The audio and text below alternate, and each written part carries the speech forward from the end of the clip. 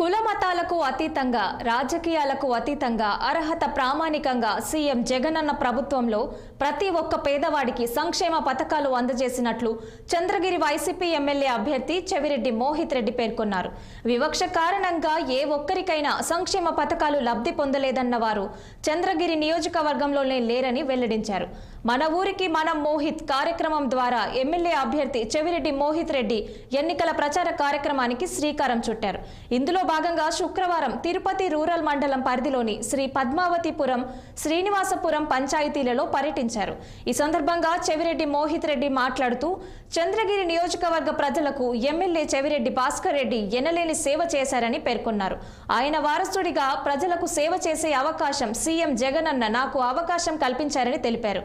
ఈ కార్యక్రమంలో సర్పంచ్ జ్యోతి రాజేంద్ర, ఉప సర్పంచ్ మహిరాజ్యలక్ష్మి, రాజేంద్ర, లోకేశ్వర్ రెడ్డి, సురేష్ బాబు, అరుణాచలం, ఎంపీటీసీ భార్గవి పురుషోత్తం రెడ్డి, శ్రీనివాసపురం సర్పంచ్ పద్మావతమ్మ, పంచాయతీ అధ్యక్షులు కృష్ణారెడ్డి, ఆకేపాటి సురేష్ రెడ్డి, ఫాతిమా, కృష్ణమూర్తి, వసంతమ్మ, ఎల్లయ్య, శారద, వార్డు మెంబర్లు తదితరులు పాల్గొన్నారు.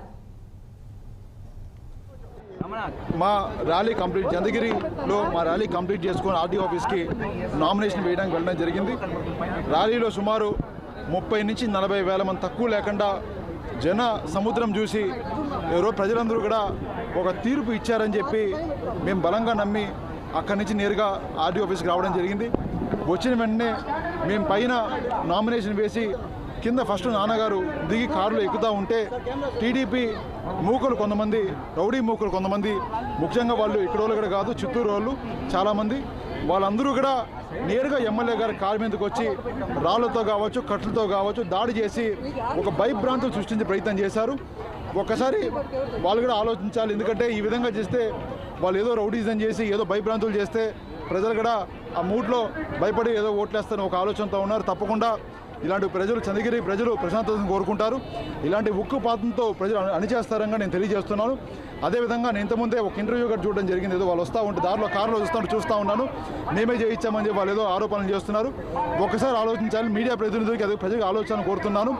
ఆ రోజు ఆ వీడియో చూస్తే ఒక్క వైఎస్ఆర్సీపీ జెండా అయినా కనబడతా ఉందని చెప్పి ఒకసారి వాళ్ళందరూ ఆలోచించాలి. మొత్తం టీడీపీ జెండాలు పెట్టుకొని వాళ్ళు ర్యాలీగా వచ్చిన దానికి వాళ్ళు ర్యాలీ అటర్ ఫెయిల్ అయింది కాబట్టి వాళ్ళకున్న రౌడీలు 200-300 మంది ఎమ్మెల్యే గారి మీద దాడి చేయడానికి ప్రయత్నించారు.